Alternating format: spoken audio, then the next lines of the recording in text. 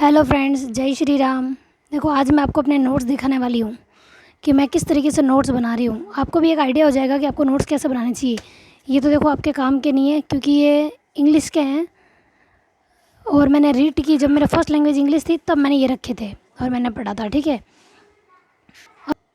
अब देखो मैं आरबीएससी के नोट्स दिखा रही हूँ। आरबीएससी की बुक्स जो मैंने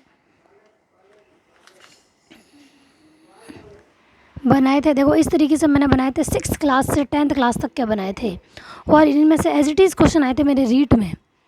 और देखो, जैसे कि अपन कहते हैं ना कि जीके है भाई, जीके आता है, जीके आता है, तो जीके देखो कहीं से भी पूछा जा सकता है। और जो आरबीएससी की बुक है ना, वहाँ से फैक्ट सीधे सीधे पूछे जाते हैं। तो ये मेरे आरबीएससी के नोट्स इस तरीके से मैं पढ़ती हूँ कि पहले नोट्स बना लेती हूँ, उसके बाद पढ़ लेती हूँ, और जहाँ जहाँ से क्वेश्चन आता है उन्हें इस तरीके से मैं हाईलाइट कर लेती हूँ कि भाई यहाँ यहाँ से क्वेश्चन आ रहे हैं या ये चीज़ इंपॉर्टेंट है। इनको मैं बार बार मैंने इनको पढ़ा है। तो देखो, आपको नोट्स बनाने हैं ना, तो इस तरीके से आप नोट्स बनाओ और उनको बार बार पढ़ो, अगर नोट्स बनाना चाहते हो तो। क्योंकि मेरे पास जब ये बुक्स नहीं थी ना, तब मैंने इस तरीके से बनाया था कि मेरे को कुछ समझ में नहीं आ रहा था कि भाई नोट्स बनाऊँ या किताब से पढ़ूँ। जैसे आपको ये कन्फ्यूजन रहता है ना, किताब से पढ़े तो नोट्स बनाए नहीं बनाए। देखो, अगर आपको किताब से समझ में आ रहा है तो नोट्स बनाने की ज़रूरत नहीं है। मैं अपने नोट्स आपको इसीलिए दिखा रही हूँ। देखो, मैंने इस तरीके से मैंने पढ़ा। ये देखो, ये मेरे पढ़ने का तरीका था।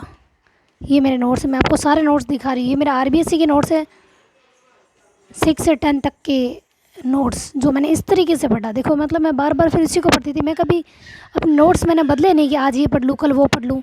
अब मेरे को ना यही चीज़ जो मैंने रीट में रखी थी, रीट क्लियर करने के लिए ना, अब मेरे को वो फर्स्ट ग्रेड में रखना है। क्योंकि मैंने फर्स्ट ग्रेड में हमेशा यही गलती की है कि एक चीज़ पढ़ती हूँ फिर इसको छोड़ के नेक्स्ट चीज़ कर लेती हूँ कि चलो ये छोड़ो दूसरा पढ़ लेती हूँ, या फिर इसमें से पूरा नहीं आएगा किताब बदल देती हूँ, नोट्स बदल देती हूँ। इस तरीके से किया, इसलिए देखो मतलब असफलता मिलती है। लेकिन देखो, रीट में मुझे सफलता मिलने का कारण यही था कि मैंने एक ही चीज़ को बार बार पढ़ा।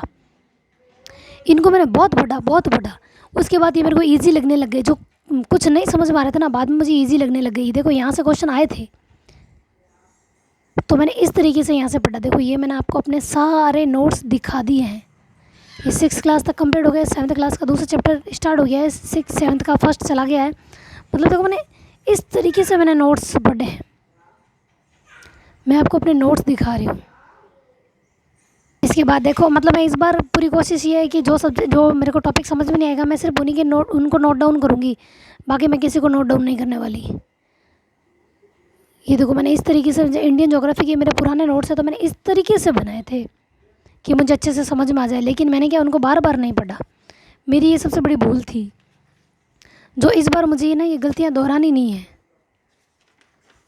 ये देखो, आप मेरे नोट्स देख लो। मैंने मतलब डायग्राम पैटर्न वगैरह मतलब बहुत अच्छे तरीके से बनाए, समझ सकती थी, इनको पढ़ सकती थी, रिवाइज कर सकती थी, लेकिन मैंने ऐसा किया नहीं। तो देखो, ये गलती मैं दोहरानी नहीं है। अगर कोई भी मैटर हम कहीं से भी पढ़ रहे हैं तो बार बार वहीं से पढ़ना है, एक ही तरीके से, बस एक ही जगह से बार बार पढ़ो, तो हमें समझ में आएगा कि हाँ भाई क्वेश्चन कहाँ से आ रहे हैं, किस तरीके से पूछे जा रहे हैं, और जो टॉपिक समझ में नहीं आ रहा है तो उनको हमने किस तरीके से हम पढ़ेंगे। ठीक है, ये देखो इस तरीके से मैंने पढ़ा। ये मेरे फिजिकल ज्योग्राफी के नोट्स है, जिसमें देखो मैंने बहुत सारी चीज़ें शामिल की थी। पहल बुक भी शामिल की थी, 11th 12th की आरबीएससी की बुक शामिल की थी, खुल्लर की बुक शामिल की थी, और नाथ पब्लिकेशंस के क्वेश्चंस भी शामिल किए थे कि कहीं से कुछ आ रहा है तो उसको भी ऐड कर लूँ। इस तरीके से मैंने ये चीज़ बनाई थी और बार बार मैंने इनको ही पढ़ा था। इसी वजह से मेरी फिजिकल ज्योग्राफी अच्छी है कि मैं फिजिकल ज्योग्राफी में क्वेश्चंस गलत नहीं करती हूँ, क्योंकि मैं इनको बार बार पढ़ चुकी हूँ। ये देखो, मैंने इस तरीके से देखो, आपको मैंने क्या, इससे एक आइडिया हो जाएगा कि आपको नोट्स बनाना है तो किस तरीके से बनाने चाहिए, ताकि आपको ना कोई दिक्कत नहीं हो, एक ही चीज़ को बार बार पढ़ेंगे। और इस बार मैंने डिसाइड किया है कि भाई नोट्स जो है मेरे पास ठीक है, लेकिन सबसे पहले मैं अपनी पहल बुक कंप्लीट करूँगी। उसके बाद मैं इन नोट्स में से अगर कोई चीज़ मुझे ऐसा लगता है कि मैंने एक्स्ट्रा जोड़ रखी है, जैसे इसमें तो बहुत सारी चीज़ें एक्स्ट्रा है, खुल्लर की किताबें मैंने इसमें ऐड कर रखी है, आरबीएससी बुकें भी ऐड कर रखी है। ये देखो, मतलब एक में ही मैंने सब चीज़ें ख़त्म कर दी है। आग्ने चट्टान है तो उसका मतलब सारे एग्जाम्पल वगैरह इस तरीके से मैंने दे दिया है, और यहाँ से क्वेश्चन आए भी। लेकिन जो गलतियाँ मैंने मैं आपको गलती दोहराऊँगी नहीं। इनको देखो, बार बार एक ही चीज़ को मैं पढ़ूँगी। जैसे देखो, मैंने भूकंप का पढ़ा तो सब इसी में कंप्लीट कर लिया, ज्वालामुखी पढ़ा तो बस इसी में एक ही पेपर में सब बना दिया। ये शॉर्ट नोट्स भी मान लो, ये देखो ऊपर मैंने लिख रखा है कि खुल्लर, तो वहाँ से जो जो क्वेश्चंस है कि इस तरीके से क्वेश्चन आ सकते हैं, उस बुक में जितने भी थे मैंने इसके अंदर ऐड किए थे। लेकिन इसमें मेरा समय बहुत गया क्योंकि इस बार मैं अपने पढ़ने का तरीका बदल रही हूँ। मैं आपको सिर्फ एक नोट्स बना रही हूँ, अगर बता रही हूँ कि नोट्स बनाने का तरीका अगर आपका ये रहा ना, तो देखो आपको एक ही चीज़ बार बार पढ़नी पड़ेगी। देखो यहाँ से प्लेटो से क्वेश्चन आते हैं ना, ये देखो ये है प्लेट विवर्तनिक में, प्लेटो से क्वेश्चन आता है, कितनी प्लेट है, कौन सी प्लेट मतलब कौन सी दिशा में जाती है, किन किन के बीच में है कौन सी, ये देखो इस तरीके से यहाँ से क्वेश्चन आते हैं। मैंने इसमें नाथ की बुक के जो ऑब्जेक्टिव क्वेश्चन है ना, उनको भी देख के उस अच्छी तरीके से कवर किया था इन नोट्स को मैंने। तो इनको तो मैं ज़रूर पढ़ूंगी, लेकिन सबसे पहले मैं पहल कंप्लीट करूंगी। एक बुक को मैं बार बार पढ़ूंगी। जब मेरी पहल बुक 2 बार अच्छे से कंप्लीट होगी, उसके बाद मैं इसको एक बार देखूंगी कि इसमें कुछ एक्स्ट्रा चीज़ होगी या किस टाइप के क्वेश्चंस अभी पूछे जा रहे हैं, उनको देखते हुए मैं ये चीज़ें ऐड करने की कोशिश करूँगी। तो देखो मेरा तरीका ये था। और अब मैं सबसे पहले कंप्लीट करूँगी पहल, एक बुक पे ज़्यादा गौर करूँगी। देखो यहाँ से क्वेश्चंस आते हैं, पवन की अप्रधानात्मक स्थलाकृति और पवन की निक्षेपणात्मक स्थलाकृति, मतलब कोई भी चीज़ पूछी जाती है इस तरीके से पूछी जाती है। दोनों चीज़ें सामने ही मैंने रख दी है। तो आप देख लो, मतलब मेरे नोट्स अगर आपको समझ में आ रहे हैं तो नोट्स कैसे लग रहे हैं आप मेरे को ज़रूर कमेंट करके बताएं। मेरी फिजिकल ज्योग्राफी अच्छी है, बस मुझे इतना पता है क्योंकि मैंने इनको बार बार पढ़ा। अब देखो इंग्लिश का नाम हमें पता होना चाहिए, क्योंकि सौर मंडल नहीं पूछ के ये पूछ ले तो ट्रोपोस्फियर, मतलब ये नाम हमें क्यों याद होनी चाहिए, क्योंकि आजकल इंग्लिश वर्ड पूछे जा सकते हैं और पूछे जाते हैं। इसलिए मैंने इस तरीके से देखो 11th-12th शामिल किया था। मैंने 11th-12th ऊपर लिख लिया है कि ये मैटर 11th-12th का है। इस तरीके से मैंने पढ़ा है। खुल्लर की बुक मुझे मेरे सर ने ही दी थी। देखो जहाँ से क्वेश्चन आ रहा है वो जो आया तो मैंने उसको ऐसे कर दिया। इस तरीके से मैंने पढ़ा है। देखो हर चीज़ को मेरे पढ़ने का तरीका देखो, ये मेरे पढ़ने का तरीका है कि जहाँ जहाँ से क्वेश्चंस आ रहे हैं उसको मैंने ढंग से पढ़ा। देखो जैसे मैंने यहाँ लिखा है 11th-12th लिखा, ये चीज़ 11th-12th की है, ये खुल्लर लिखा हुआ है तो ये खुल्लर की है। इस तरीके से यहाँ जहाँ जहाँ से क्वेश्चन आ रहे हैं मैंने उस तरीके से इसको किया है। देखो जैसे कोपेन की जलवायु वर्गीकरण से क्वेश्चन आते हैं, कहाँ कहाँ से क्वेश्चन आ रहे हैं वो मैंने उसको टिक मार्क कर लिया कि यहाँ से क्वेश्चन आ चुके हैं, आने की संभावना है तो मैं दोबारा उसको पढ़ लूँ। ये क्वेश्चन आ चुका है तो मैंने उसको अंडरलाइन कर लिया। इस तरीके से आप अगर नोट्स बनाओ ना तो इस तरीके से बनाओ कि जहाँ से क्वेश्चन आए ना उसको रेड मार्क कर दो, जो इम्पोर्टेंट है या आने की संभावना हो। तो देखो मैंने 11th-12th खुल्लर, ये चीज़ें लिखने का मेरा रीज़न क्या है, देख लो आप मेरे अच्छे से नोट्स देख लो। आपका बनाने का तरीका, पढ़ने का तरीका अगर बार बार एक ही चीज़ को रिपीट करते ना तो वो हमारे बहुत अच्छा हो जाता है। 11th से क्वेश्चन आता है, प्रति 1000 ग्राम का क्वेश्चन आया हुआ है, ये आया हुआ है, सर्वाधिक लवणता, इस टाइप के देखो जहाँ से क्वेश्चन आए हैं। देखो ये जो क्वेश्चन आ चुके हैं ना मैंने उन पर देखो अलग से किया है।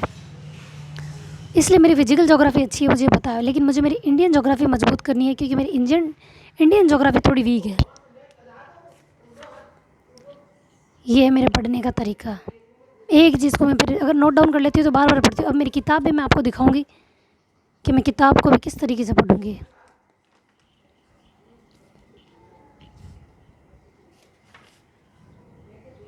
मैंने कोई चीज़ पढ़ी है तो इस तरीके से पढ़ी है। ये देखो ग्रेजुएशन लेवल में मतलब क्या क्या है सिलेबस में हमारे, उस तरीके से मैंने ये बना रखा है। और मैंने बार बार यही चीज़ देखी थी, बार बार यही पढ़ा।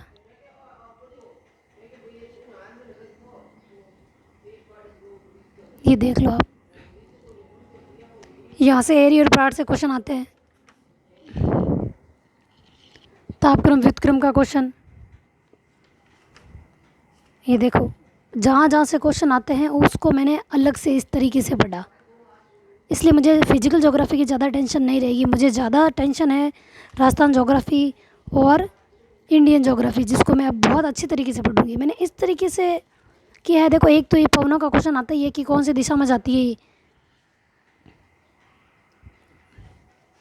और इसका क्वेश्चन आता ही है ग्राही या प्रचलित पवन या स्थायी पवन, मतलब पवनों से एक क्वेश्चन आता है। तो ये देखो आपने मेरे फिजिकल ज्योग्राफी के नोट्स अच्छे से देख लिए।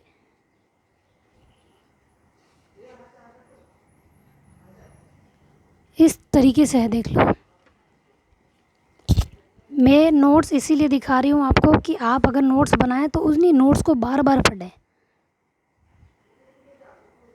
प्रवाल भित्तियों से क्वेश्चन आ रहा है तो देखो प्रवाल भित्तियों को अलग से किया हुआ है।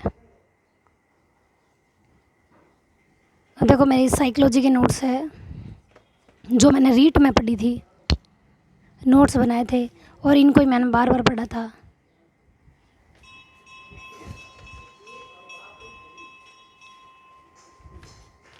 ये देखो इनसे एक क्वेश्चन आता ही आता है, एक क्वेश्चन आता ही आता है, पूछा जाता है, एग्जाम्पल देके पूछा जाता है यहाँ से। तो देखो इस तरीके से अगर हम पढ़ेंगे ना तो देखो मतलब मैं एक तरीका बता रही हूँ, अगर आप नोट्स बना रहे हैं तो उनको ही बार बार रिवाइज करना। मैं एक ही चीज़ बार बार बोल रही हूँ क्यों, देखो मैंने ऑब्जेक्टिव क्वेश्चन भी यहाँ लिखे हैं, ये बनाए हैं। तो देखो आपने मेरे ये नोट्स देख लिए, इसी तरीके से है मेरे पूरे नोट्स, इसी तरीके से है।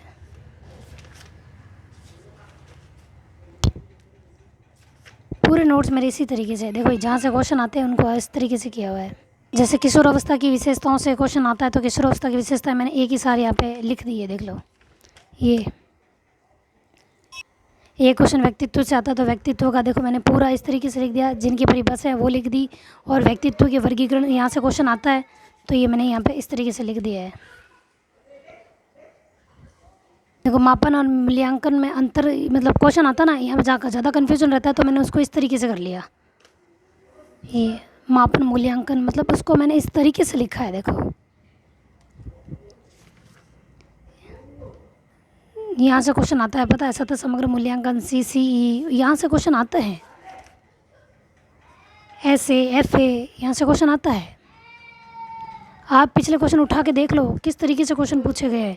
RT तो सबसे इम्पोर्टेंट है। तो आपको पॉलिटिकल की टेंशन थी है ना, तो देखो पॉलिटिकल में मैंने सबसे पहले क्या किया, देखो ये लिख दी, इसको मैंने बार बार पढ़ा क्योंकि देखो सीक्वेंस भी पूछ लेते हैं और यहाँ से क्वेश्चन आता है कि ये मतलब कि ये वर्ड कितनी बार आया है, ये उसका सीक्वेंस वगैरह। तो देखो मैंने इसको तो अच्छे तरीके से कर लिया प्रस्तावना को, फिर उसको इस तरीके से पढ़ा। ये देखो पॉलिटिकल का पूछ रहे थे ना कि पॉलिटिकल कैसे पढ़नी चाहिए, तो मैंने पॉलिटिकल इस तरीके से पढ़ी।